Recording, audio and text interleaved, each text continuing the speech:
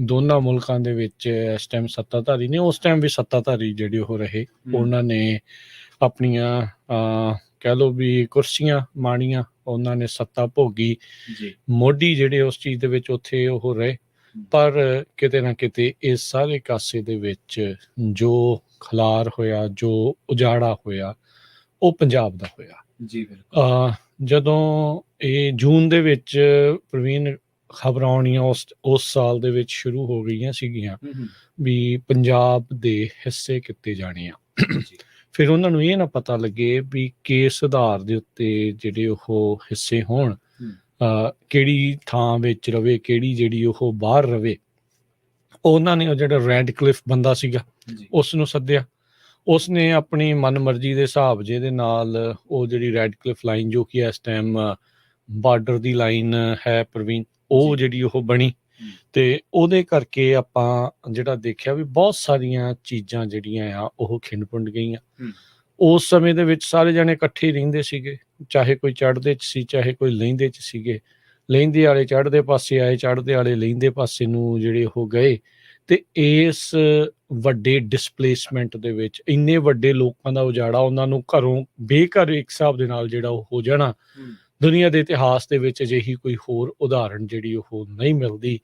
ਕਹਿਣ ਨੂੰ ਆਜ਼ਾਦੀ ਜਿਹੜੀ ਆ ਬ੍ਰਿਟਿਸ਼ ਸਾਮਰਾਜ ਤੋਂ ਮਿਲੀ, ਭਾਰਤ ਤੇ ਪਾਕਿਸਤਾਨ ਬਣਿਆ, ਤੇ ਪਰ ਉਸ ਦੇ ਵਿੱਚ ਸਭ ਤੋਂ ਵੱਡਾ ਨੁਕਸਾਨ ਪੰਜਾਬੀਆਂ ਨੂੰ ਜਿਹੜਾ ਉਹ ਝੱਲਣਾ ਪਿਆ, ਪੰਜਾਬ ਨੂੰ ਝੱਲਣਾ ਪਿਆ। ਇਸ ਦੇ ਨਾਲ ਨਾਲ ਇਹੀ ਵੰਡ ਦਾ ਜਿਹੜਾ ਪ੍ਰਵੀਨ ਆ ਉਹ ਰੂਪ ਰੇਖਾ ਆ ਬੰਗਾਲ ਵਾਲੇ ਪਾਸੇ ਵੀ ਜਿਹੜੀ ਉਹ ਆਪਾਂ ਦੇਖੀ ਸੀਗੀ। ਸੋ ਇਹ ਦੋ ਸੂਬਿਆਂ ਦੇ ਉੱਤੇ ਜਿਹੜਾ ਸਭ ਤੋਂ ਵੱਡਾ ਕਹਿਰ ਆਜ਼ਾਦੀ ਦਾ ਜਿਹੜਾ ਉਹ ਝੁੱਲਿਆ।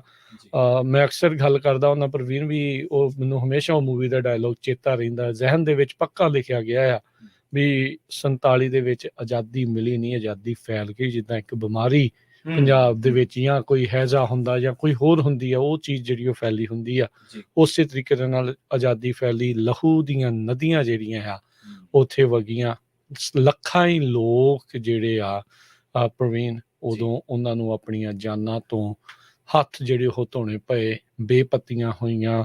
ਵੱਡੇ ਵੱਡੇ ਕਾਰੋਬਾਰਾਂ ਵਾਲੇ, ਵੱਡੀਆਂ ਵੱਡੀਆਂ ਜ਼ਮੀਨਾਂ ਜਾਇਦਾਦਾਂ ਵਾਲੇ ਸਭ ਕੁਛ ਘਰੋਂ ਬੇਘਰ ਹੋ ਗਏ। ਜੀ ਬਿਲਕੁਲ। ਔਰ ਇਹ ਸਿਆਣੇ ਕਹਿੰਦੇ ਰਾਜੀ ਕਿ ਆਜ਼ਾਦੀ, ਨਿਆਂ ਤੇ ਬਰਾਬਰਤਾ ਇਹ ਤਿੰਨੇ ਦੇਣ ਦੀਆਂ ਗੱਲਾਂ ਨਹੀਂ ਹੁੰਦੀਆਂ, ਇਹ ਮਹਿਸੂਸ ਕਰਾਉਣ ਦੀਆਂ ਗੱਲਾਂ ਹੁੰਦੀਆਂ। ਅਸਲ ਦੇ ਵਿੱਚ ਅੱਜ ਦਾ ਜਿਹੜਾ ਪ੍ਰੋਗਰਾਮ ਹੈ ਉਹ ਇਸੇ ਕਰਕੇ ਹੈ ਕਿ ਸਿੱਖਾਂ ਨੇ ਜੰਗੇ ਆਜ਼ਾਦੀ ਦੇ ਵਿੱਚ ਕਿੰਨਾ ਵੱਡਾ ਯੋਗਦਾਨ ਪਾਇਆ, ਪਰ ਬਦਲੇ ਦੇ ਵਿੱਚ ਮਿਲਿਆ ਕਿ ਧਰੋਹ, ਧੋਖਾ ਤੇ ਕਤਲੇਆਮ, ਹੋਰ ਬਹੁਤ ਕੁਛ। ਸਾਡੇ ਕਿੰਨੇ ਮੁਕੱਦਸ ਸਥਾਨ ਜਿਨ੍ਹਾਂ ਦੇ ਅਸੀਂ ਦਰਸ਼ਨ ਦੀਦਾਰੇ ਨਹੀਂ ਕਰ ਸਕਦੇ, ਉੱਧਰਲੇ ਜਿਹੜੇ ਪੰਜਾਬੀ ਭਰਾ ਵਸਦੇ ਉਹ ਇੱਧਰ ਨਹੀਂ ਆ ਸਕਦੇ। ਕਿੰਨੀਆਂ ਜ਼ਮੀਨਾਂ ਜਾਇਦਾਦਾਂ, ਕਿੰਨੇ ਰਿਸ਼ਤੇ, ਕਿੰਨੇ ਆਪਣੇ ਜਿਹੜੇ ਆ ਉਹ ਇਸ ਆਜ਼ਾਦੀ, ਅਖੌਤੀ ਆਜ਼ਾਦੀ ਜਿਹਨੂੰ ਕਹਿ ਸਕਦੇ ਆ, ਉਹਦੀ ਭੇਂਟ ਚੜ੍ਹ ਗਏ। ਅਸਲ ਦੇ ਵਿੱਚ ਜੇਕਰ ਤੁਸੀਂ ਇਹਦੇ ਆંકੜਿਆਂ ਤੇ ਜਾਓਗੇ ਪੰਜਾਬੀਆਂ ਦੇ ਆਜ਼ਾਦੀ ਦੇ ਯੋਗਦਾਨ ਵਿੱਚ, ਤਾਂ ਬਹੁਤ ਲੰਬੀ ਇੱਕ ਲਿਸਟ ਆ। ਪਰ ਉਸ ਤੋਂ ਪਹਿਲਾਂ ਕਿਉਂਕਿ ਆਪਾਂ ਜਜ਼ਬਾਤੀ ਤੌਰ ਤੇ ਵੇਗ ਦੇ ਵਿੱਚ ਹੁੰਦੇ ਆ, ਇਹਨਾਂ ਅਗਸਤ ਦੇ ਦਿਨਾਂ ਦੇ ਦੌਰਾਨ ਆਪਣੇ ਗਵਾਏ ਆ ਜਿਨ੍ਹਾਂ ਨੇ, ਤਾਂ ਉਹਨਾਂ ਨੂੰ ਅਪੀਲ ਇਹੀ ਹੈ ਕਿ ਪ੍ਰੋਗਰਾਮ ਦੇ ਵਿੱਚ ਤੁਸੀਂ ਆਪਣੀ ਕਹਾਣੀ, ਆਪਣੇ ਨਾਲ ਵਾਪਰੇ ਦੁਖਾਂਤ ਨੂੰ ਸਾਡੇ ਨਾਲ ਸਾਂਝਾ ਕਰ ਸਕਦੇ ਹੋ।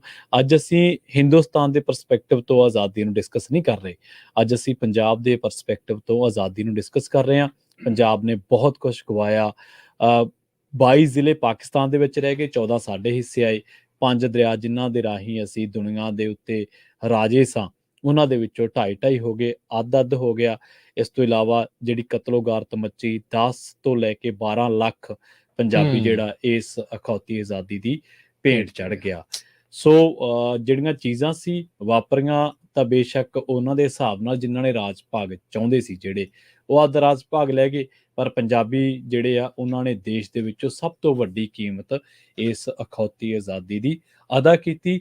ਪੰਜਾਬੀਆਂ ਦੇ ਮੋਰਚਿਆਂ ਬਾਰੇ, ਅਸਲ ਦੇ ਵਿੱਚ ਪੰਜਾਬੀ ਹੈ ਕੀ ਚੀਜ਼ ਨੇ, ਇਹਦੇ ਬਾਰੇ ਜ਼ਰੂਰ ਦੱਸਾਂਗੇ ਅੱਜ ਦੇ ਪ੍ਰੋਗਰਾਮ ਦੇ ਵਿੱਚ। ਸੁਣਿਓ ਤੁਸੀਂ ਸਾਰੇ, ਤੇ ਨਾਲੋਂ ਨਾਲ ਤੁਹਾਨੂੰ ਜਿਹੜੀ ਅਪੀਲ ਕਿ ਫੋਨ ਨੰਬਰ 408-272-5200 ਤੇ ਤੁਸੀਂ ਕਾਲ ਕਰਕੇ ਇਸ ਪ੍ਰੋਗਰਾਮ ਦੇ ਵਿੱਚ ਆਪਦੀ ਕੋਈ ਵੀ ਤੁਹਾਡੇ ਨਾਲ ਜਿਹੜਾ ਦੁਖਾਂਤ ਵਾਪਰਿਆ ਤੁਹਾਡੇ ਨੇੜੇ ਤੇੜੇ ਆਸੇ ਪਾਸੇ, ਉਹ ਸਾਡੇ ਨਾਲ ਸਾਂਝਾ ਕਰ ਸਕਦੇ ਹੋ।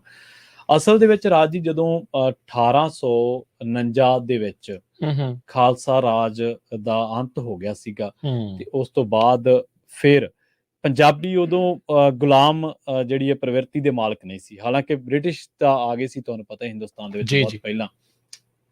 1857 ਦੀ ਕ੍ਰਾਂਤੀ ਹੋਈ, ਪਰ ਉਹ ਕ੍ਰਾਂਤੀ ਆਪਾਂ ਦੇਖਿਆ ਕਿ ਕਿਵੇਂ ਫੇਲ ਸਾਬਤ ਹੋਈ ਆ। ਪਰ ਉਸ ਤੋਂ ਬਾਅਦ ਕੂਕਾ ਲਹਿਰ ਬਹੁਤ ਜਲਦੀ ਉੱਠੀ ਤੇ ਉਸ ਲਹਿਰ ਦੇ ਵਿੱਚ ਦੇਖੋ ਤੁਸੀਂ ਕਿੱਡਾ ਵੱਡਾ ਇਤਿਹਾਸ ਆ ਪੰਜਾਬੀਆਂ ਦਾ, ਕਿ ਆਪ ਸਿੰਘ ਸ਼ਹੀਦ ਹੋਣ ਜਾਂਦੇ ਸਨ ਤੋਪਾਂ ਦੇ ਮੂਹਰੇ ਖੜ ਮੋਰੇ ਕੇ ਖੜਨਾ ਜੀ। ਤੇ ਉਸ ਤੋਂ ਬਾਅਦ ਤਾਂ ਫਿਰ ਉਹ ਇੱਕ ਐਸੀ ਲਹਿਰ ਚੱਲੀ, ਪਗੜੀ ਸੰਭਾਲ ਜੱਟਾ ਲਹਿਰ ਚੱਲੀ, ਗਦਰ ਲਹਿਰ ਚੱਲੀ, ਰੌਲਟ ਐਕਟ ਦੇ ਵਿਰੁੱਧ ਪੰਜਾਬੀਆਂ ਨੇ ਲੜੇ, ਜਲਿਆਂਵਾਲੇ ਬਾਗ ਦਾ ਸਾਕਾ ਉਸ ਤੋਂ ਬਾਅਦ ਹੋਇਆ, ਗੁਰਦੁਆਰਾ ਸੁਧਾਰ ਲਹਿਰ ਚੱਲੀ, ਬੱਬਰ ਅਕਾਲੀ ਲਹਿਰ ਚੱਲੀ, ਬੱਬਰਾਂ ਨੂੰ ਫਾਂਸੀਆਂ ਦਿੱਤੀਆਂ ਗਈਆਂ। ਤੇ ਭਗਤ ਸਿੰਘ ਵਰਗੇ ਜਿਹੜੇ ਲੋਕ ਆ ਉਹਨਾਂ ਨੇ ਕਈ ਹੋਰ ਲਹਿਰਾਂ ਚਲਾਈਆਂ, ਕਿਸਾਨ ਮਜ਼ਦੂਰਾਂ ਦੀਆਂ ਹੜਤਾਲਾਂ, ਸਾਈਮਨ ਗੋ ਬੈਕ, ਭਾਰਤ ਛੱਡੋ ਲਹਿਰ, ਅੰਗਰੇਜ਼ੋ ਭਾਰਤ ਛੱਡੋ। ਇਹ ਐਸੀਆਂ ਲਹਿਰਾਂ ਸੀਗੀਆਂ ਰਾਜ ਜਿਨ੍ਹਾਂ ਦੇ ਵਿੱਚ ਪੰਜਾਬੀਆਂ ਦੀਆਂ ਬਹੁਤ ਵੱਡੀਆਂ ਕੁਰਬਾਨੀਆਂ ਸੀ। ਫਾਂਸੀਆਂ ਤੇ ਚੜੇ, ਉਹ ਕਾਲੇ ਪਾਣੀਆਂ ਦੇ ਵਿੱਚ ਕੈਦਾਂ ਕੱਟੀਆਂ, ਕੈਦ ਰਹੇ, ਜੇਲ੍ਹਾਂ ਕੱਟੀਆਂ। ਪੰਜਾਬੀਆਂ ਦੇ ਜਿਹੜੇ ਸਰਮੌਰ ਸੂਰਮੇ ਨੇ, ਅਜੀਤ ਸਿੰਘ, ਰਣਧੀਰ ਸਿੰਘ, ਭਾਈ ਰਣਧੀਰ ਸਿੰਘ, ਭਗਤ ਸਿੰਘ, ਸੁਖਦੇਵ, ਕਰਤਾਰ ਸਿੰਘ ਸਰਾਭਾ, ਊਧਮ ਸਿੰਘ, ਡਾਕਟਰ ਸਤਪਾਲ, ਸੈਫੂਦੀਨ ਕਿਚਲੂ, ਬਾਬਾ ਖੜਕ ਸਿੰਘ, ਸੋਹਣ ਸਿੰਘ ਪਕੜਾ, ਕਿੰਨੇ ਹੀ ਲੋਕ ਨੇ, ਮਤਲਬ ਨਾਂ ਨਹੀਂ, ਅਣਗਿਣਤ ਯੋਧੇ ਨੇ ਜਿਨ੍ਹਾਂ ਨੇ। ਔਰ ਇਹ ਤੱਥ ਦੱਸਦੇ ਆ ਰਾਜ ਕਰਨਵੀਰ ਸਿੰਘ ਜੀ ਕਿ 121 ਸ਼ਹੀਦਾਂ ਨੂੰ ਫਾਂਸੀਆਂ ਲਾਈਆਂ ਗਈਆਂ ਬ੍ਰਿਟਿਸ਼ ਹਕੂਮਤ ਨੇ। 93 ਸਿੱਖ ਸੀਗੇ ਇਹਨਾਂ ਦੇ ਵਿੱਚ, 121 ਦੇ ਵਿੱਚੋਂ, ਜਿਨ੍ਹਾਂ ਨੇ ਉਮਰ ਕੈਦਾਂ ਕੱਟੀਆਂ 2646 ਤੋਂ ਵੱਧ ਸੀਗੇ ਤੇ 2200 ਦੇ ਕਰੀਬ ਸਿੱਖ ਸੀਗੇ। ਜਲਿਆਂਵਾਲੇ ਬਾਗ ਦੇ ਵਿੱਚ ਜਦੋਂ ਗੋਲੀ ਚੱਲੀ ਸੀ 1300 ਬੰਦਾ ਮਾਰਿਆ ਗਿਆ ਸੀਗਾ, 799 800 ਸਿੱਖ ਸੀਗੇ। ਬਜਬਜ ਘਾਟ ਦੇ ਸਾਕੇ ਦੇ ਵਿੱਚ ਸ਼ਹੀਦ ਹੋਣ ਵਾਲੇ 113 ਦੇ ਵਿੱਚੋਂ 67 ਸਿੱਖ ਸੀਗੇ। ਕੂਕਾ ਲਹਿਰ ਦੇ ਜਿਹੜੇ ਸੀਗੇ 91 ਸ਼ਹੀਦ, ਉਹ 91 ਦੇ 91 ਸਿੱਖ ਸੀਗੇ। ਅਕਾਲੀ ਲਹਿਰ ਦੇ ਵਿੱਚ 500 ਸਿੱਖ ਜਿਹੜਾ ਸ਼ਹੀਦ ਹੋਇਆ। ਸੋ ਇਹ ਜੇ ਆંકੜਾ ਗੌਰ ਕਰੀਏ ਤਾਂ 90% ਬਣ ਜਾਂਦਾ। ਪਰ ਤੁਸੀਂ ਦੇਖੋ ਇੰਨੀਆਂ ਲਹਿਰਾਂ, ਕੂਕਾ ਲਹਿਰ ਤੋਂ ਲੈ ਕੇ ਤੁਸੀਂ ਦੇਖ ਲਓ ਕਿ ਜੇ ਆਪਾਂ ਸਾਈਮਨ ਗੋ ਬੈਕ ਤੱਕ ਆਈਏ ਜਾਂ ਅੰਗਰੇਜ਼ੋ ਭਾਰਤ ਛੱਡੋ ਤੱਕ ਆਈਏ ਤਾਂ ਰਾਜੀ ਕਿੰਨੀਆਂ ਦਰਜਨਾਂ ਲਹਿਰਾਂ ਚੱਲੀਆਂ ਨੇ, ਪੰਜਾਬੀਆਂ ਨੇ ਚਲਾਈਆਂ। ਪਰ ਬਾਅਦ ਦੇ ਵਿੱਚ 47 ਤੋਂ ਬਾਅਦ ਦੀਆਂ ਲਹਿਰਾਂ ਜੇ ਤੁਸੀਂ ਕਹਿ ਦੋਗੇ ਤਾਂ ਮੋਰਚੇ ਜਿਹੜੇ ਲੱਗੇ, ਪਹਿਲਾਂ ਚਾਬੀਆਂ ਦਾ ਮੋਰਚਾ, ਗੁਰਦੁਆਰਾ ਸੁਧਾਰ ਲਹਿਰ, ਬੱਬਰ ਅਕਾਲੀ ਲਹਿਰ, ਉਸ ਤੋਂ ਜੈਤੋ ਦਾ ਮੋਰਚਾ ਵੀ ਲੱਗਿਆ, ਅਕਾਲੀ ਦਲ ਨੇ ਲੜਿਆ। ਪਰ ਉਸ ਤੋਂ ਬਾਅਦ ਤੁਸੀਂ ਦੇਖ ਲਓ ਤੇ ਪਹਿਲਾ ਹੀ ਮੋਰਚਾ ਜਿਹੜਾ ਉਹ ਪੰਜਾਬੀ ਸੂਬੇ ਦੀ ਵੰਡ ਨੂੰ ਲੈ ਕੇ ਆਨੰਦਪੁਰ ਸਾਹਿਬ ਦਾ, ਉਸ ਤੋਂ ਬਾਅਦ ਸਭ ਤੋਂ ਇੱਕੋ ਇੱਕ ਕੌਮ ਜਿਹੜੀ ਇੰਦਰਾ ਦੇ ਜ਼ੁਲਮ ਦੇ ਖਿਲਾਫ ਡਟੀ, ਪੰਜਾਬੀ ਲੜੇ ਐਮਰਜੈਂਸੀ ਦਾ ਵਿਰੋਧ, ਧਰਮ ਯੁੱਧ ਮੋਰਚਾ, ਫੇਕ ਇਨਕਾਊਂਟਰ। ਉਸ ਤੋਂ ਬਾਅਦ ਇੱਥੇ ਤੱਕ ਆਉਂਦੇ ਅਸੀਂ ਨਸ਼ਿਆਂ ਦੇ ਉਹਦੇ ਤੱਕ ਆ ਗਏ ਹਾਂ। ਫਿਰ 2021 ਦੇ ਵਿੱਚ ਫਿਰ ਇੱਕ ਉਸ ਹਕੂਮਤ ਦਾ ਹੰਕਾਰ ਭੰਨਿਆ, ਧੌਣ ਦਾ ਕਿੱਲਾ ਕੱਢਿਆ, ਜਿਹੜੇ ਕਹਿੰਦੇ ਸੀ ਸਾਨੂੰ ਕੋਈ ਜਿੱਤ ਹੀ ਨਹੀਂ ਸਕਦਾ। ਬਿਲਕੁਲ ਜੀ, ਕਿਸਾਨ ਮੋਰਚੇ ਜਿਹੜਾ ਆ ਉਸ ਟਾਈਮ ਦੇ ਉੱਤੇ ਇਹ ਲਗਾਇਆ ਗਿਆ, ਲੇਟੈਸਟ ਜਿਹੜੀਆਂ ਉਦਾਹਰਨਾਂ ਦੇ ਵਿੱਚੋਂ। ਸੋ ਤੁਸੀਂ ਦੇਖੋ ਵੀ ਅੱਜ ਬਹੁਤ ਸਾਰੇ ਜਿਹੜੇ ਲੋਕ ਵੀ ਨੇ ਨਾ, ਆਜ਼ਾਦੀ ਦਾ ਜਿਹੜਾ ਉਹ ਜਸ਼ਨ ਮਨਾ ਰਹੇ ਨੇ ਜੀ। ਪਰ ਉਸ ਇਤਿਹਾਸ ਨੂੰ, 75 ਸਾਲ ਪੁਰਾਣੀ ਹੋਈ ਗੱਲ ਆ, ਕੋਈ ਜ਼ਿਆਦਾ ਪੁਰਾਣੀ ਗੱਲ ਨਹੀਂ ਆ ਨਾ। ਵੀ ਲਾਸ਼ਾਂ ਵਿਛੀਆਂ ਪਈਆਂ ਸੀਗੀਆਂ, ਲਹੂ ਦੇ ਨਾਲ ਜਿਹੜਾ ਚਨਾਬ ਆ ਕਹਿੰਦੇ ਭਰ ਗਈ। ਇਹ ਅੰਮ੍ਰਿਤਾ ਪ੍ਰੀਤਮ ਦੀ ਉਹ ਜਿਹੜੇ ਬੋਲ ਨੇ ਅੱਜ ਆਖਾਂ ਵਾਰਿਸ ਸ਼ਾਹ ਨੂੰ, ਉਹਦੇ ਵਿੱਚੋਂ ਆ ਨਾ, ਅੱਜ ਵੇਲੇ ਲਾਸ਼ਾਂ ਵਿਛੀਆਂ ਤੇ ਲਹੂ ਨਾਲ ਭਰ ਗਈ ਚਨਾਬ, ਅਸੀਂ ਕਾਹਦਾ ਜਸ਼ਨ ਮਨਾਈਏ, ਸਾਡਾ ਉਜੜ ਗਿਆ ਪੰਜਾਬ। ਸੋ ਉਹ ਜਿਹੜੀ ਚੀਜ਼ ਹੈ ਨਾ, ਇਹ ਸਾਰੀਆਂ ਚੀਜ਼ਾਂ ਜਾਂ ਤਾਂ ਹੋਏ ਨਾ ਵੀ ਉੱਥੇ ਚੀਜ਼ ਕਿਤੇ ਰੁਕੀ ਹੋਵੇ, ਤੇ ਜਿੱਦਾਂ ਤੁਸੀਂ ਗੱਲ ਕੀਤੀ ਵੀ ਆਜ਼ਾਦੀ ਦਾ ਅਹਿਸਾਸ ਕਿਸੇ ਨੂੰ ਜਿਹੜਾ ਉਹ ਦਵਾਇਆ ਹੋਵੇ। ਜਰਾਇਮ ਪੇਸ਼ਾ ਕੌਮ ਕਹਿ ਦੇਣਾ, ਉਸ ਤੋਂ ਇਹ ਚੀਜ਼ ਹੋਣ ਤੋਂ ਬਾਅਦ ਦੇ ਵਿੱਚ ਕਿਸ ਤਰੀਕੇ ਦੇ ਨਾਲ ਫਿਰ ਪੰਜਾਬੀ ਬੋਲਣ ਦੇ ਜਿਹੜੇ ਉਸ ਹਿਸਾਬ ਦੇ ਨਾਲ ਇਲਾਕੇ ਜਿਹੜੇ ਉਹ ਵੰਡ ਦਿੱਤੇ ਗਏ। ਪਹਿਲਾਂ ਪੰਜਾਬ ਨੂੰ 2 ਹਿੱਸਿਆਂ 'ਚ ਕੀਤਾ, ਫਿਰ ਉਹਦੇ 2-3 ਹਿੱਸਿਆਂ 'ਚ ਉਸ ਫਿਰ ਜਿਹੜੇ ਆ ਉਹ ਕਰ ਦਿੱਤੇ, ਹਿਮਾਚਲ, ਹਰਿਆਣਾ ਤੇ ਜਿਹੜਾ ਪੰਜਾਬ ਆ ਉਹ ਜਿਹੜਾ ਹੋਣ ਦੇ ਵਿੱਚ ਉਹਨਾਂ ਨੇ ਇਸ ਤਰੀਕੇ ਦੇ ਨਾਲ ਲੈ ਕੇ ਆਂਦਾ। ਸੋ ਆਜ਼ਾਦੀ ਤੋਂ ਪਹਿਲਾਂ ਖਾਲਸਾ ਰਾਜ ਤੋਂ ਲੈ ਕੇ ਤੇ ਹੁਣ ਤੱਕ ਦੀ ਜੇ ਆਪਾਂ ਗੱਲ ਕਰੀਏ ਤਾਂ ਪੰਜਾਬ ਨੇ ਬਹੁਤ ਕੁਛ ਜਿਹੜਾ ਆ ਉਸ ਦੇ ਵਿੱਚ ਤੁਸੀਂ ਇੱਕ ਚੀਜ਼ ਹੋਰ ਵੀ ਨੋਟ ਕਰੋ ਵੀ ਜਦੋਂ ਅੰਗਰੇਜ਼ਾਂ ਦਾ ਰਾਜ ਸੀ ਉਦੋਂ ਜਿਹੜੇ ਸਾਡੇ ਸਿੰਘ ਸੀਗੇ ਉਹ ਤੋਪਾਂ ਮੂਹਰੇ ਖੜਦੇ ਸੀ, ਬੱਬਰ ਅਕਾਲੀ ਲਹਿਰ ਦੇ ਵਿੱਚ ਫਾਂਸੀਆਂ ਹੋਈਆਂ। ਤੇ ਜਦੋਂ ਆਜ਼ਾਦ ਹੋ ਗਿਆ ਮੁਲਕ ਤੇ ਉਦੋਂ ਦਰਬਾਰ ਸਾਹਿਬ ਤੇ ਹਮਲਾ ਹੋ ਗਿਆ। ਫਰਕ ਕੀ ਰਿਹਾ? ਗਲਾਂ 'ਚ ਟਾਇਰ ਪਾ ਤੇ 84 ਕਤਲੇਆਮ ਕਿਹਨੂੰ ਭੁੱਲਿਆ? ਸੋ ਫਰਕ ਕੀ ਰਿਹਾ ਫਿਰ ਤੁਹਾਡੀ ਆਜ਼ਾਦੀ? ਫਿਰ ਇਸੇ ਕਰਕੇ ਤਾਂ ਜਿਹੜੇ ਸਿੱਖ ਭਾਈਚਾਰੇ ਦੇ ਲੋਕ ਆ ਜਾਂ ਪੰਜਾਬੀ ਆ ਉਹ ਇਸੇ ਕਰਕੇ ਇਹਨੂੰ ਆਜ਼ਾਦੀ, ਪੂਰਨ ਆਜ਼ਾਦੀ ਨਹੀਂ ਕਹਿੰਦੇ, ਕਦੇ ਵੀ ਨਹੀਂ ਕਹਿੰਦੇ। ਤੁਸੀਂ ਕਿਸੇ ਬੰਦੇ ਨਾਲ ਗੱਲ ਕਰਕੇ ਵੇਖ ਲਓ। ਤਾਂ ਹੀ ਸੈਂਟਰ ਦੇ ਪ੍ਰਤੀ ਪ੍ਰਵੀਨ ਇਹਦੇ ਜੀ। ਵਿੱਚ ਉਹ ਵਖਰੇਵੇਂ ਵਾਲੀ ਵਖਰੇਵੇਂ ਵਾਲੀ ਗੱਲ ਹੈ, ਜਿਹੜੀ ਇੱਕ ਜਦੋਂ ਨਾ ਤੁਸੀਂ ਉਹ ਫੀਲ ਰਹਿੰਦੀ ਆ। ਫੀਲ ਰਹਿੰਦੀ। ਜਦੋਂ ਹਾਂ। ਉਹ ਗੁਲਾਮ ਹੁੰਦਿਆਂ ਵੀ ਹਿੰਦੁਸਤਾਨ ਗੁਲਾਮ ਸੀ, ਉਦੋਂ ਵੀ ਤੁਸੀਂ ਉਹਨਾਂ ਨੇ ਜਦੋਜਹਿਦ ਕੀਤੀ, ਕੁਰਬਾਨੀਆਂ ਦਿੱਤੀਆਂ, ਮੋਰੇ ਹੋ ਕੇ ਲੜੇ। ਮੂਹਰੇ ਹੋ ਕੇ ਲੜੇ। ਜਦੋਂ ਆਪਦਾ ਰਾਜ ਜਿਹੜਾ ਉਹਨਾਂ ਨੇ ਕਿਹਾ ਕਿ ਸਾਡਾ ਆਊਗਾ, ਅਸੀਂ ਹਿੰਦੁਸਤਾਨ ਨਾਲ ਰਵਾਂਗੇ, ਸ਼ਾਇਦ ਸੈਕੂਲਰ ਦੇਸ਼ ਬਣੂਗਾ, ਕਿਉਂਕਿ ਪਾਕਿਸਤਾਨ ਤਾਂ ਆਲਰੇਡੀ ਜਿਨਾਹ ਧਰਮ ਦੇ ਨਾਂ ਦੇ ਉੱਤੇ ਉਹ ਵੰਡਿਆ ਗਿਆ ਸੀਗਾ। ਹਾਂਜੀ। ਮਾਸਟਰ ਤਾਰਾ ਸਿੰਘ, ਦੇਖੋ ਇਹ ਇੱਕ ਸਾਨੂੰ ਸੱਚ ਹੈ ਵੀ ਮਾਸਟਰ ਤਾਰਾ ਸਿੰਘ ਨੂੰ ਜਾਂ ਬਲਦੇਵ ਸਿੰਘ ਨੂੰ ਅਸੀਂ ਕਿਵੇਂ ਯਾਦ ਕਰਦੇ ਆ। ਉਹਨਾਂ ਦੀ ਕੂਟਨੀਤਿਕ ਗਲਤੀਆਂ ਕਰਕੇ ਅਸੀਂ ਉਹਨਾਂ ਨੂੰ ਕਈ ਵਾਰੀ ਬੋਲ ਕਬੋਲ ਵੀ ਸਾਡੇ ਲੋਕ ਹੋ ਜਾਂਦੇ, ਬੋਲਦੇ ਨੇ। ਹਾਂਜੀ, ਪਰ ਉਹਨਾਂ ਦੀ ਦੂਰਦ੍ਰਿਸ਼ਟੀ, ਉਹ ਭੁਲੇਖਾ ਸੀ। ਇੱਕ ਕੂਟਨੀਤਿਕ ਧੋਖਾ ਨਹੀਂ ਹੋ ਜਾਂਦਾ, ਸਾਜ਼ਿਸ਼ ਦਾ ਸ਼ਿਕਾਰ ਨਹੀਂ ਹੋ ਜਾਂਦਾ ਬੰਦਾ ਜਿਹੜਾ ਗੱਲਾਂ ਚ ਆ ਗਿਆ। ਜਿੱਦਾਂ ਕਹਿ ਲਓ ਗੱਲਾਂ ਚ ਆ ਗਏ ਜਾਂ ਨਾ ਸੋਚਣਾ। ਹਾਂਜੀ। ਸੋ ਇੱਕ ਦਿਨ ਪ੍ਰਵੀਨ ਆਪਾਂ ਆਪਸ ਚ ਏਦਾਂ ਗੱਲ ਕਰ ਰਹੇ ਸੀ ਵੀ ਬੁੱਧੀਮਾਨ ਹੋਣ ਤੇ ਚਿੰਤਕ ਹੋਣ ਚ ਫਰਕ ਹੁੰਦਾ। ਬੰਦਾ ਇੱਕ ਟਾਈਮ ਦੇ ਉੱਤੇ ਬੁੱਧੀਮਾਨ ਹੋ ਸਕਦਾ ਵੀ ਹਾਂ, ਜਿਹੜੀ ਮੌਕੇ ਦੇ ਉੱਤੇ ਸਿਚੁਏਸ਼ਨ ਆ, ਮੁਸ਼ਕਿਲ ਆ, ਉਸਨੂੰ ਹੱਲ ਕਰਨ ਦੇ ਲਈ ਕਰ ਸਕਦਾ ਆ। ਪਰ ਚਿੰਤਕ ਉਹ ਹੁੰਦਾ ਆ ਵੀ ਜਿਹੜਾ ਦੂਰ ਦੀ ਜਿਹੜੀ ਸੋਚੇ ਵੀ ਕੱਲ ਨੂੰ ਜੇ ਏਦਾਂ ਹੋ ਰਿਹਾ ਹੋਵੇ ਤਾਂ ਆਪਣੀ ਕੌਮ ਦੇ ਲਈ ਜਾਂ ਆਪਣੇ ਮੁਲਕ ਦੇ ਲਈ ਜਾਂ ਆਪਣੇ ਸੂਬੇ ਦੇ ਲਈ ਕੀ ਦਰਪੇਸ਼ ਮੁਸ਼ਕਲਾਂ ਹੋ ਸਕਦੀ, ਉਹਨੂੰ ਕਿੱਦਾਂ ਜਿਹੜਾ ਉਹ ਨਜਿੱਠਣਾ ਆ। ਸੋ ਉਹ ਚਿੰਤਕ ਉਦੋਂ ਵੀ ਮਿਸਿੰਗ ਸੀ ਲੱਗ ਰਿਹਾ ਤੇ ਹੁਣ ਵੀ ਮਿਸਿੰਗ ਹੀ ਆ। ਸੋ ਉਹ ਸਪੇਸ ਹੈ, ਉਹ ਵੈਕਿਊਮ ਖਾਲੀ ਹੋਈ ਆ। ਸੋ ਜ਼ਰੂਰ ਜਿਹੜੇ ਆ ਜੀ ਆਪਾਂ ਤੁਸੀਂ ਵੀ ਆਪਣੇ ਸੋ ਤੇ ਕਾਲ ਕਰਕੇ ਵਿਚਾਰ ਸਾਂਝੇ ਕਰ ਸਕਦੇ ਹੋ ਵੀ ਕਿਉਂ ਇਦਾਂ ਲੱਗਦਾ ਵੀ ਪੰਜਾਬ ਨੂੰ ਹਮੇਸ਼ਾ ਹੀ ਇਦਾਂ ਜਿਹੜਾ ਉਹ ਕਿਉਂ ਲੱਗਾ। ਇੱਕ ਪਾਸੇ ਪੂਰਾ ਮੁਲਕ ਜਸ਼ਨ ਮਨਾ ਰਿਹਾ ਹੁੰਦਾ ਆ ਇਸ ਦੇ ਵਿੱਚ, ਜਿੱਦਾਂ ਇਹਨਾਂ ਨੇ ਕਿਹਾ ਵੀ ਆਜ਼ਾਦੀ ਕਾ ਮਹੋਤਸਵ ਕਰਕੇ ਜਿਹੜਾ ਉਹ ਪੂਰਾ ਉਹਨਾਂ ਨੇ ਮਾਰਕੀਟਿੰਗ ਇਸ ਚੀਜ਼ ਦੇ ਵਿੱਚ ਕੀਤੀ ਆ। ਪਰ ਜਿਨ੍ਹਾਂ ਦੇ ਆਪਣੇ ਅਜੇ ਇੱਕ ਅੱਧੀ ਪੁਸ਼ਤੀ ਪ੍ਰਵੀਨ ਅੱਗੇ ਹੋਏ ਆ 75 ਸਾਲਾਂ ਦੇ ਵਿੱਚ। ਪੁਸ਼ਤੀ ਇੱਕ ਹੁੰਦੀ ਆ ਜਿੱਦਾਂ ਉਹ ਯਾਦ ਹੁੰਦੇ, ਉਹਨਾਂ ਦੇ ਨਾਂ ਚੇਤਾ ਆ ਜਿਨ੍ਹਾਂ ਨੇ ਉਹ ਗਵਾਏ ਨੇ ਉਹ ਲੋਕ।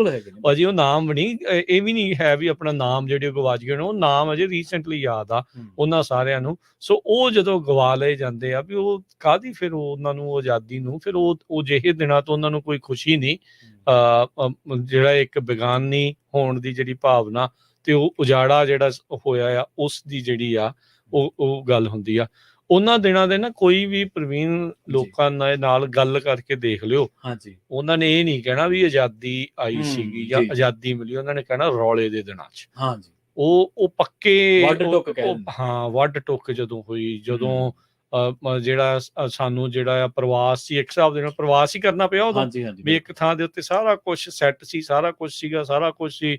ਕਿਸੇ ਦੇ ਡੰਗਰ ਹੋਣਗੇ, ਕਿਸੇ ਦੀਆਂ ਜ਼ਮੀਨਾਂ ਜਾਇਦਾਦਾਂ, ਫਸਲਾਂ ਸੀਗੀਆਂ, ਹਰੀਆਂ ਭਰੀਆਂ ਫਸਲਾਂ ਛੱਡ ਕੇ ਆਉਣਾ, ਇੰਨਾ ਕੁਛ ਕਰਨਾ। ਉਹਦੇ ਦੌਰਾਨ ਇੰਨੀਆਂ ਲਾਸ਼ਾਂ ਨੂੰ ਮੋਢਿਆਂ ਦੇ ਉੱਤੇ ਢੋ ਕੇ ਲੈ ਕੇ ਆਉਣਾ, ਆਉਂਦਿਆਂ ਨੂੰ ਇਹ ਨਹੀਂ ਪਤਾ ਹੋਣਾ ਵੀ ਕੀ ਜਿਹੜਾ ਉਹ ਅੱਗੇ ਹੋਣਾ, ਵੀ ਸਾਨੂੰ ਕੋਈ ਕੁੱਲੀ ਜੁੱਲੀ ਕੁਛ ਮਿਲੂਗਾ ਕਿ ਨਹੀਂ ਮਿਲੂਗਾ, ਕੁਛ ਨਹੀਂ ਸੀ ਜਿਹੜਾ ਉਸ ਚੀਜ਼ ਦੇ ਵਿੱਚ ਜਿਹੜਾ ਉਹ ਪਤਾ।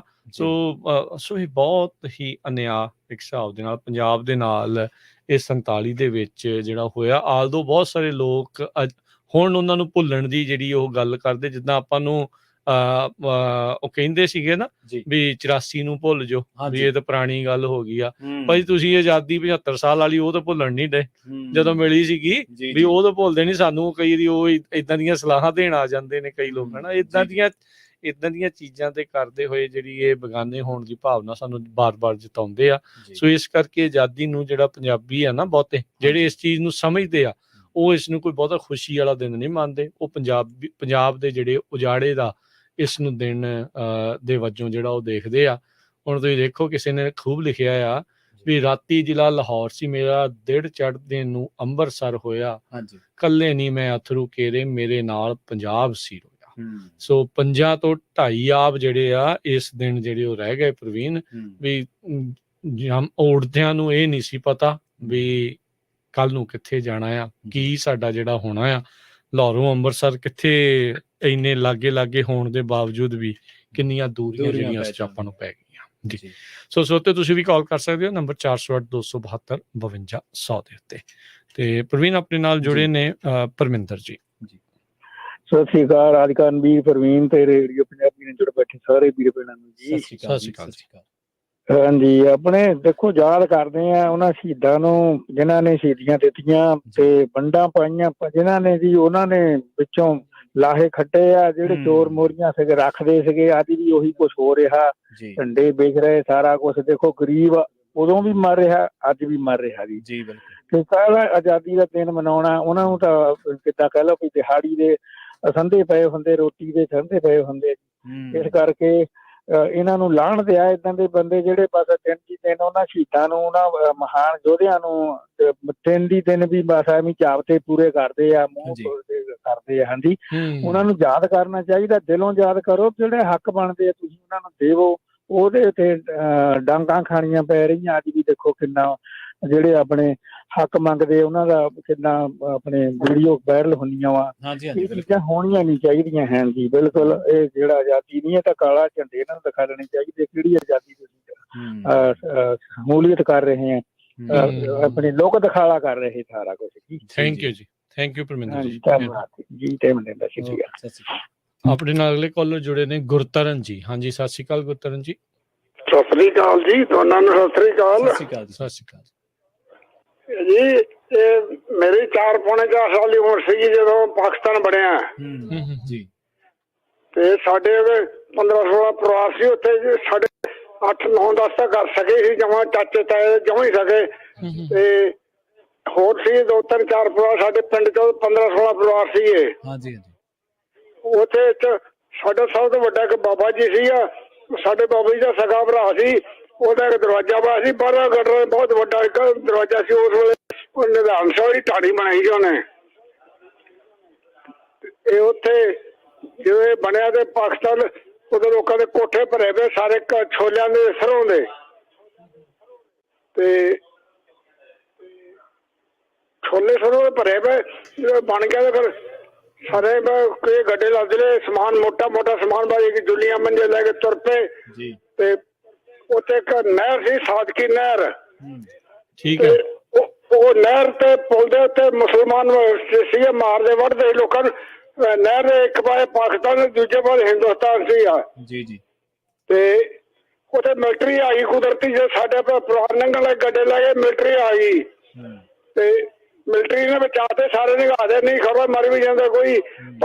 ਸਾਡੇ ਸਾਰੇ ਪਰਿਵਾਰ ਆ ਗਏ, ਜਿੰਨੇ ਆ ਗਏ। ਹੁਣ ਨੁਕਸਾਨ ਬਹੁਤ ਹੋਇਆ ਰਿਹਾ, ਕੁਝ ਨਹੀਂ, ਬਸ ਖਾਲੀ ਗੱਡੇ ਜਾਨਾਂ ਲੈ ਕੇ ਆ ਗਏ ਜੀ ਵਾਪਸ। ਬਹੁਤ ਬੁਰੀ ਹਾਲਤ ਵੇਖੀ ਲੋਕਾਂ ਦੀ। ਸੋ ਆਜ਼ਾਦੀ ਨਹੀਂ ਤੁਹਾਡੇ ਲਈ ਤਾਂ ਫਿਰ ਬਰਬਾਦੀ ਵਾਲਾ ਹੀ ਕੰਮ ਰਿਹਾ। ਇਹ ਤਾਂ ਬਰਬਾਦੀ ਉੱਥੋਂ ਤਾਂ ਅੱਗੇ ਮੈਂ ਕਿਹਾ ਆਜ਼ਾਦੀ ਨਹੀਂ, ਬਰਬਾਦੀ ਕਿਆ।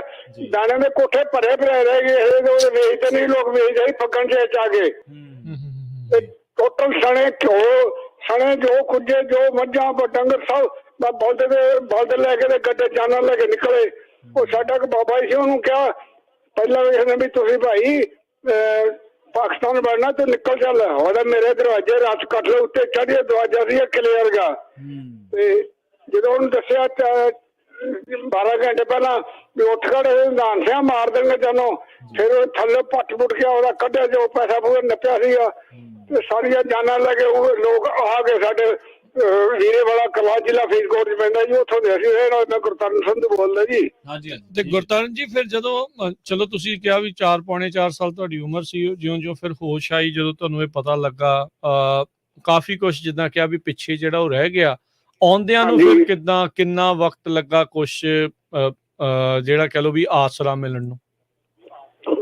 ਭਾਈ ਜੀ ਉਹ ਸੀ ਸਾਡਾ ਸਗਾ ਬਾਬਾ ਜੀ, ਸਾਡੇ ਪਿੰਡ ਸੀ ਵੀਰੇ ਵਾਲੇ ਕਲਾਂ। ਮੇਰੇ ਸਗਾ ਬਾਬਾ ਜੀ, ਉਹ ਬਾਬਾ ਜੀ ਦਾ ਭਰਾ ਸੀ।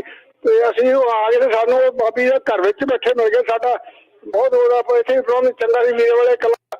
ਤੇ ਸਾਨੂੰ ਕੋਈ ਏਡੀ ਮੁਸ਼ਕਲ ਨਹੀਂ ਆਈ। ਯਾਨੀ ਉਹ ਜਿਹੜੀ ਟੋਟਾਂ ਨਾਲ ਰਹੀਆਂ 2-4 ਸਾਲ ਪਰ ਤਰੀਓਂ ਪਿੰਡ ਸਾਡਾ ਸੀ। ਸਾਡਾ ਬਾਬਾ ਜੀ ਸਾਡਾ ਘਰ ਬਾਰ ਬਣਿਆ ਬਣਾਇਆ ਆ ਕੇ ਬਹਿ ਗਏ ਸੀ। ਤੇ ਯਾਨੀ ਉਹ ਮਗਰਲੀ ਗੱਲ ਤਾਂ ਮੁਸ਼ਕਲ ਹੋਈ, ਪਰ ਤਰੀਓਂ ਕੋਈ ਆਖਿਆ ਹੀ ਨਹੀਂ ਕੋਈ ਏਡੀ। ਘਰੇ ਆ ਕੇ ਬੈਠ ਕੇ ਬਾਬਾ ਜੀ ਸਾਡਾ ਘਰ ਸੀ, ਸਾਡਾ ਚਾਚਾ ਇੱਕ ਸੀਗਾ। ਤੇ ਇਸ ਤਰ੍ਹਾਂ ਹੋਇਆ ਜੀ, ਕੋਈ ਬਹੁਤੀ ਜੀ ਆ ਗਏ, ਇੰਨਾ ਫਾਇਦਾ ਜ਼ਰੂਰ ਹੋ ਗਿਆ ਜੀ। ਥੈਂਕ ਯੂ ਗੁਰਤਰਨ ਜੀ, ਮਿਹਰਬਾਨੀ ਜੀ, ਮਿਹਰਬਾਨੀ, ਥੈਂਕ ਯੂ ਜੀ।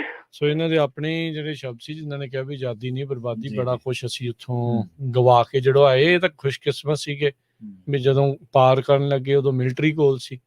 ਤੇ ਆਉਂਦਿਆਂ ਨੂੰ ਇੱਥੇ ਇਹਨਾਂ ਦੇ ਕੋਲ ਕੋਈ ਸੀਗਾ, ਪਰ ਹਰ ਇੱਕ ਦੇ ਲਈ ਇਦਾਂ ਨਹੀਂ ਸੀਗਾ। ਸੋ ਆਪਾਂ ਕਿੰਨੀਆਂ ਤਸਵੀਰਾਂ ਦੇਖਦੇ ਹਾਂ ਪ੍ਰਵੀਨ, ਜਿਹਦੇ ਵਿੱਚ ਲਾਸ਼ਾਂ ਪਈਆਂ ਆ, ਉਹਨਾਂ ਲਾਸ਼ਾਂ ਨੂੰ ਕਿਸ ਤਰੀਕੇ ਦੇ ਨਾਲ ਜਾਨਵਰ ਜਿਹੜੇ ਨੋਚ ਖਾ। ਬਿਲਕੁਲ ਜੀ, ਬਿਲਕੁਲ। ਪੰਜਾਬ ਦੇ ਜਿਹੜਾ ਇਹ ਹਿੱਸਾ ਨਾ, ਸਾਰੀ ਸਰਹੱਦੀ ਲਾਈਨ, ਜਿੱਥੋਂ ਤੁਸੀਂ ਗੁਰਦਾਸਪੁਰ ਤੋਂ ਚੱਲੋਗੇ, ਅੰਮ੍ਰਿਤਸਰ, ਫਿਰੋਜ਼ਪੁਰ ਦਾ ਹਿੱਸਾ, ਮੁਕਤਸਰ ਸਾਹਿਬ, ਫਿਰ ਇਸੇ ਤਰ੍ਹਾਂ ਫਾਜ਼ਿਲਕਾ, ਅਬੋਹਰ ਦੇ ਕੁਛ ਹਿੱਸੇ, ਇਹ ਕਿਉਂਕਿ ਇੱਥੋਂ ਜ਼ਿਆਦਾ ਹਿਜਰਤ ਹੋਈ, ਇੱਥੇ ਨੇੜੇ ਤੇੜੇ ਲੋਕਾਂ ਨੂੰ ਜ਼ਿਆਦਾ ਪਰਿਵਾਰ ਜਿਹੜੇ ਬਦਲਣੇ ਪਏ, ਜਾਂ ਉੱਧਰੋਂ ਜਿਹੜੇ ਉਹ ਇੱਥੇ ਨੇੜੇ ਤੇੜੇ ਇੱਧਰਲੇ ਪਿੰਡਾਂ 'ਚ ਵਸ ਗਏ।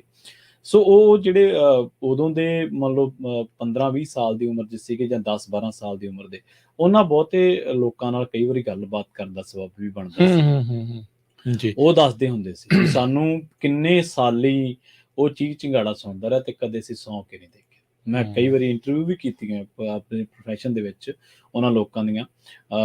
ਆਪਣੇ ਪਿੰਡ ਦੇ ਨੇੜੇ ਮੁਕਤਸਰ ਸਾਹਿਬ ਜ਼ਿਲ੍ਹੇ ਦਾ ਇੱਕ ਪਿੰਡ ਹੈ ਬੂੜਾ ਗੁੱਜਰ, ਸੋ ਉੱਥੇ ਦੇ ਕਹਾਣੀ ਦੱਸਦਾ। ਸਾਡੇ ਨਾਲ ਕੁਝ ਕਾਲਰ ਜੁੜੇ ਹੋਏ ਨੇ, ਉਹਨਾਂ ਦੀ ਰਾਏ ਨੂੰ ਪ੍ਰੋਗਰਾਮ ਦੇ ਵਿੱਚ ਸ਼ਾਮਲ ਕਰਦੇ ਜੀ। ਗੁਰਪ੍ਰੀਤ ਜੀ ਜੁੜੇ ਨੇ ਆਸਟ੍ਰੇਲੀਆ ਤੋਂ, ਸਤਿ ਸ਼੍ਰੀ ਅਕਾਲ ਜੀ। ਸਤਿ ਸ਼੍ਰੀ ਅਕਾਲ ਭਾਈ, ਕੀ ਹਾਲ ਹੈ ਜੀ? ਠੀਕ ਹੈ ਜੀ, ਸਤਿ ਸ਼੍ਰੀ ਅਕਾਲ।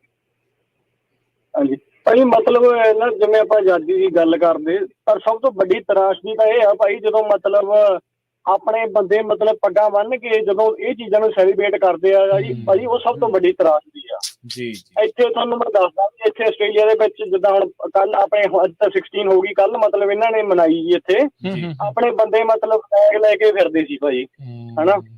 ਤੇ ਤੁਸੀਂ ਦੇਖ ਲਓ ਵੀ ਉਹ ਟਾਈਮ ਤੋਂ ਬਾਅਦ ਜਦੋਂ ਤੁਹਾਡੇ ਖਿਲਾਫ ਸੰਵਿਧਾਨ ਲਿਖੇ ਗਏ, ਹਨਾ, ਇਹ ਗੱਲਾਂ ਨੂੰ ਡੀਪਲੀ ਕੋਈ ਭਾਜੀ ਲੈ ਕੇ ਨਹੀਂ ਜਾਂਦਾ ਵੀ ਮਤਲਬ ਵੀ ਜਨਰਲ ਕੋਟੇ ਨੂੰ ਕਿਉਂ ਤੁਸੀਂ ਵਾਂਝਾ ਰੱਖਿਆ ਭਾਜੀ ਕਿਸੇ ਜੌਬ ਤੋਂ, ਦੂਜਿਆਂ ਨੂੰ ਕਿਉਂ ਪ੍ਰਾਇੋਰਟੀ ਦਿੱਤੀ ਗਈ ਹਰ ਇੱਕ ਚੀਜ਼ ਦੇ ਵਿੱਚ, ਉਹ ਚੀਜ਼ ਸੈਲੀਬ੍ਰੇਟ ਕਰਦੇ ਆ ਭਾਜੀ।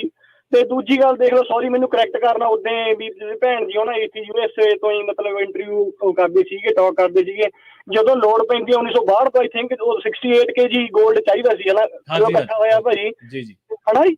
ਤੇ 62 kg ਭਾਜੀ ਆਈ ਥਿੰਕ ਆਪਾਂ ਪੰਜਾਬ ਨੇ ਦਿੱਤਾ ਜੀ, ਹਨਾ। ਤੇ ਤੁਸੀਂ ਦੇਖ ਲਓ ਵੀ ਇੰਨਾ ਕੁਛ ਦੇਣ ਦੇ ਬਾਵਜੂਦ ਵੀ ਜਦੋਂ ਆਪਾਂ ਨੂੰ ਕੁਛ ਉਹਦੇ ਪਿੱਛੇ ਮਿਲਿਆ ਨਹੀਂ ਭਾਜੀ, ਹੈਰਾਨੀ ਦੀ ਗੱਲ ਆ ਵੀ ਪਤਾ ਨਹੀਂ ਕਿਵੇਂ ਸੈਲੀਬ੍ਰੇਟ ਕਰ ਦਿੰਦੇ ਆ ਜੀ ਇਹ ਚੀਜ਼ਾਂ ਨੂੰ, ਹਨਾ। ਜਿਵੇਂ ਤੁਸੀਂ ਕਹਿੰਦੇ ਵੀ ਸਾਰਾ ਕੁਝ ਭੁੱਲ ਗਏ, ਆਪਾਂ ਨੂੰ ਕਹਿੰਦੇ ਆ ਵੀ ਤੁਸੀਂ 84 ਭੁੱਲ ਜਾਓ।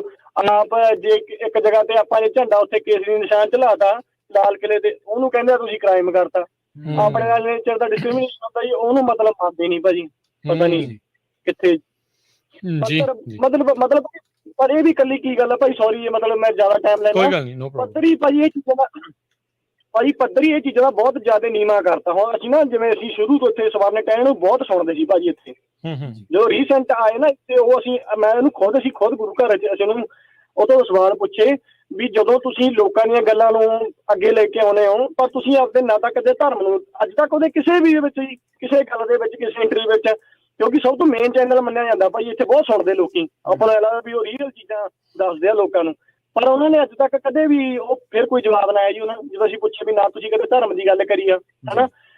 ਠੀਕ ਹੈ, ਆਪਾਂ ਕਦੇ ਨਹੀਂ ਕਹਿੰਦੇ ਜੀ ਪ੍ਰੋਫੈਸ਼ਨ ਕੋਈ ਵੀ ਮਾੜਾ। ਹੁਣ ਉਹਨਾਂ ਨੇ ਨਾ ਰੀਸੈਂਟ ਮੈਂਡੀ ਕਰਿਆ ਜਿਹੜੀ ਕੁੜੀ ਮਤਲਬ ਆਰਕੈਸਟਰਾ, ਆਪਾਂ ਕਹਿੰਦੇ ਵੀ ਠੀਕ ਆ, ਉਹ ਮਤਲਬ ਡਿਫਰੈਂਟ ਥਿੰਗ ਆ ਵੀ ਉਹਦੀ ਸਟੋਰੀ ਲਓ, ਕੋਈ ਗੱਲ ਨਹੀਂ, ਪਰ ਤੁਸੀਂ ਐਂ ਦੇਖ ਲਓ ਜੀ ਕਰਤਾਰ ਸਿੰਘ ਸਰਾਭਾ ਹੋ ਗਿਆ, ਹਨਾ, ਕਿੰਨੇ ਕਿੱਡੇ ਜਿਹੜੇ ਆਪਣੇ ਹਿਸਟਰੀ ਦੇ ਬੰਦੇ ਹੋਏ ਜੀ, ਉਹਨਾਂ ਦੇ ਪਰਿਵਾਰ ਦੀ, ਉਦੋਂ ਸਰਦਾਰ ਊਧਮ ਸਿੰਘ ਜੀ ਕਿਸੇ ਦੇ ਪਰਿਵਾਰ ਦੀ ਇੰਟਰਵਿਊ ਨਹੀਂ ਕਰੀ ਉਹਨਾਂ ਦੀ, ਦੱਸੋ ਕਰਨੀ ਚਾਹੀਦੀ ਕਿ ਨਹੀਂ ਕਰਨੀ ਚਾਹੀਦੀ? ਚਲੋ ਥੈਂਕ ਯੂ। ਕੌਣ ਕੀ ਕਰਦੇ, ਚਲੋ ਆਪਾਂ ਤਾਂ ਉਹਨਾਂ ਨੂੰ ਜਿਹੜਾ ਉਹ ਕਹਿ ਸਕਦੇ, ਪਰ ਥੈਂਕ ਯੂ ਆਪਣੇ ਵਿਚਾਰ ਜਿਹੜੇ ਉਹ ਸਾਂਝੇ ਕਰਨ ਦੇ ਲਈ। ਥੈਂਕ ਯੂ ਗੁਰਪ੍ਰੀਤ ਜੀ, ਮਿਹਰਬਾਨੀ ਆ।